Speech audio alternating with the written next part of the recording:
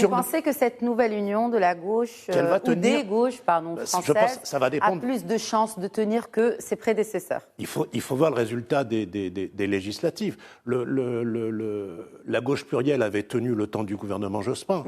Le programme commun avait tenu les premières années de Mitterrand. Après, oui. ça s'est dissous, mais ça s'est dissous en fonction. Mais ça avait été la machine à prendre le pouvoir, effectivement. Alors, à prendre le pouvoir de façon institutionnelle et électorale, s'entend.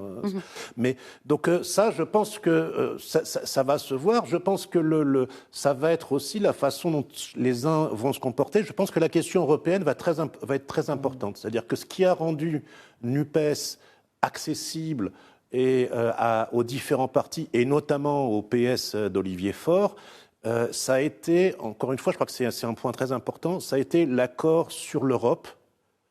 Ce que précise bien Mélenchon, c'est que, et Olivier Faure l'a rappelé, c'est la France désobéit déjà à certaines directives européennes, comme la privatisation des barrages hydroélectriques, c'est pas fait, etc. Donc les pays, mais c'est dans le cadre institutionnel européen, tous les pays ont la possibilité de se retirer de certaines directives. Il faut que ça soit fait dans les règles, simplement. Donc, à partir du moment où la France insoumise, sous l'effet de l'accord avec les Verts, avec Europe Écologie Les Verts, se sont mis d'accord sur le fait que qu'une désobéissance se faisait dans le cadre institutionnel européen, eh ben, il n'est plus question de sortir de l'Europe. Donc, on se retrouve, c'est pour ça qu'à mon sens, on se retrouve avec un grand parti de gauche. On ne peut pas l'appeler socialiste, même si sa grande figure, Mélenchon, est issu du Parti socialiste. Donc il a, en quelque sorte, évolué depuis. Il a refondé, oui, mais il a refondé un Parti socialiste. Alors, un autre, etc.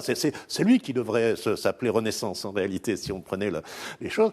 Mais de son côté, Emmanuel Macron a refondé la droite française, un grand parti de droite française. Ils ont refait. Alors, est-ce que ces appareils vont tenir, ou est-ce que ces appareils ne peuvent servir, sont jetables et ne serviront qu'un seul homme? Ça, c'est l'avenir qui va nous le dire. Ou que les législatives. Parce que, in fine, c'était ça. S'il y a un échec c'était un stratagème pour le... En cas d'échec aux législatives, je ne donne pas cher, mais de l'union sous cette forme-là, en tout cas. Mais je pense que la dynamique est là, et puis je pense qu'aussi cette dynamique, elle est mondiale.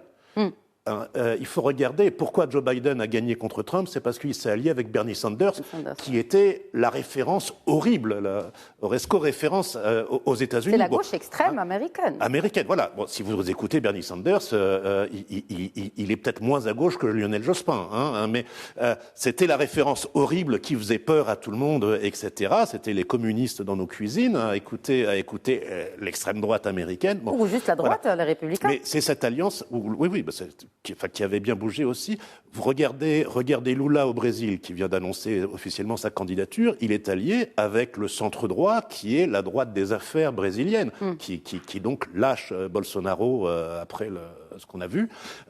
Donc les grandes alliances sont faites. Il y a peut-être que les Anglais, où ils n'ont pas encore fait une grande alliance à gauche, mais où Johnson est en train de s'effondrer un peu tout seul. Mais là, ils ont une situation un peu particulière.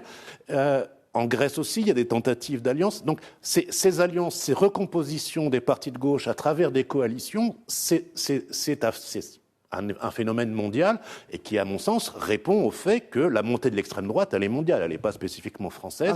Ouais. Donc, on le sait, il y a des intérêts internationaux qui ont poussé à cette montée, à cette évolution des choses. Et là, on a la réaction dans les différents pays, etc. Et en France, ça prend la forme de NUPES.